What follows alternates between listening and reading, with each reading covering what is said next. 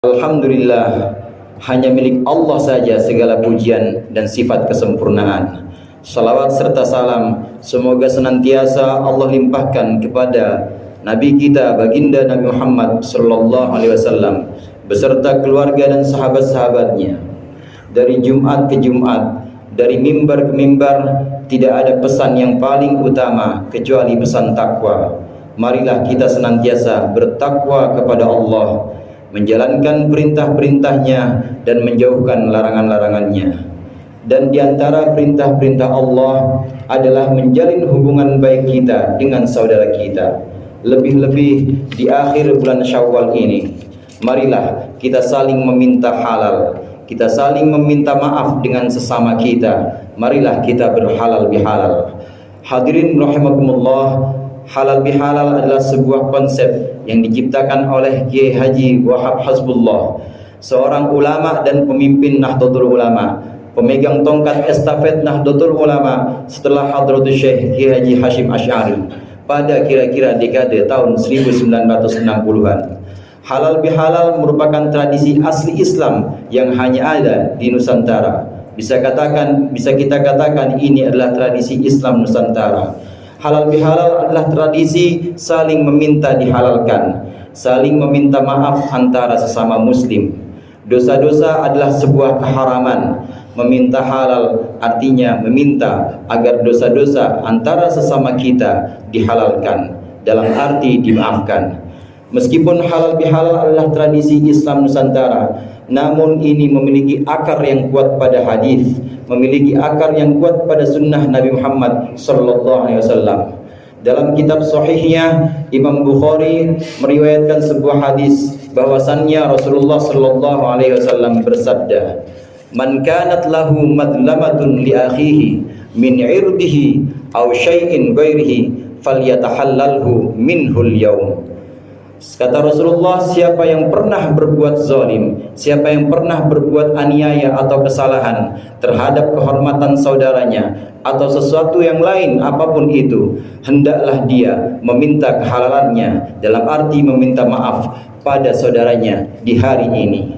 Hadirin jamaah rahimakumullah, dari kata falyatahallalhu yang disebutkan oleh Rasulullah ini, maka Kiai Haji Wahab Hasbullah menciptakan tradisi atau sunnah halal bihalal. Demikian cerdasnya ulama-ulama kita terdahulu mengambil ajaran dari sunnah atau dari hadis Nabi Muhammad SAW.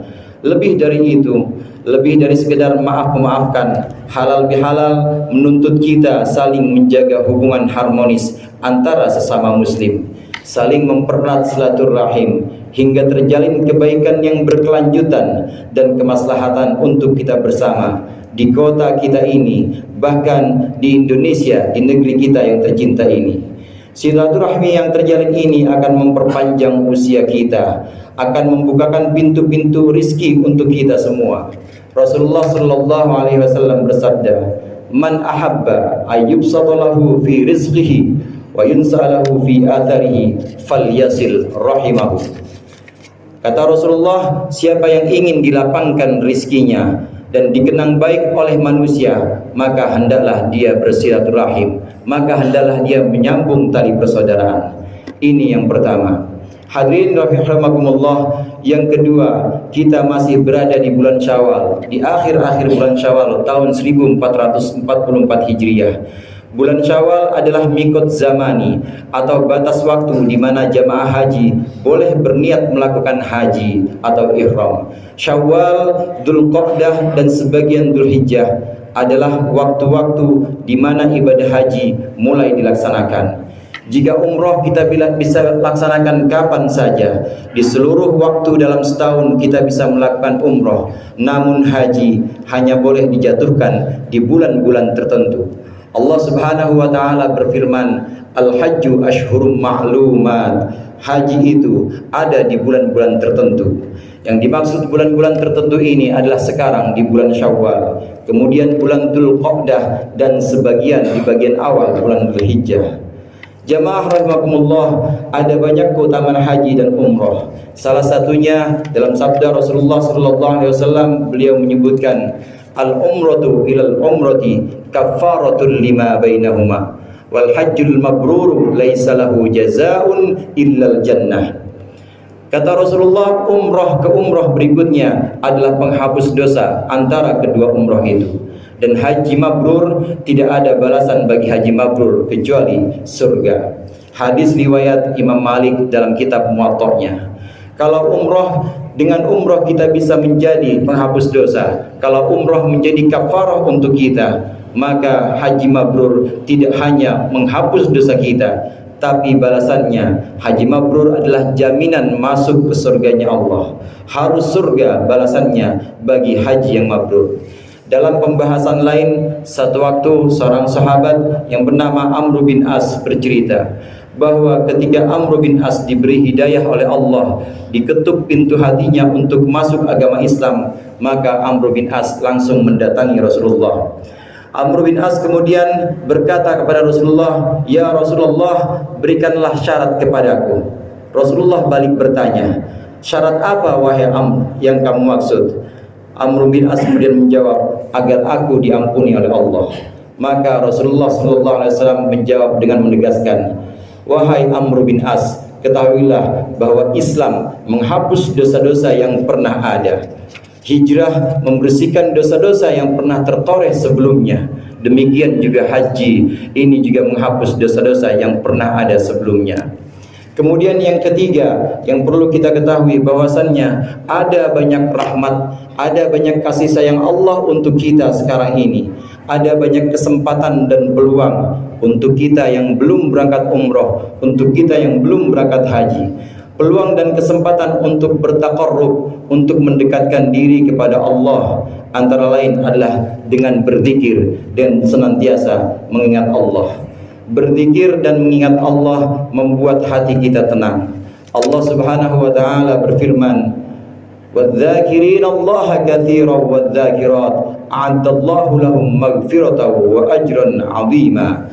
Dan orang-orang laki-laki dan orang-orang perempuan yang selalu mengingat Allah, Allah janjikan bagi mereka ampunan dan ganjaran yang besar. Surah Al-Ahzab ayat 35. Selain haji dan umrah, zikir dan mengingat Allah dalam segala keadaan juga bisa menyebabkan turunnya ampunan atau maghfirah Allah kepada kita. Kita yang dalam solat mengingat Allah, maka di luar solat seyogianya seharusnya kita juga senantiasa mengingat Allah, mengingat kebesaran-kebesaran Allah, mengingat betapa banyak nikmat-nikmat yang sudah Allah berikan kepada kita.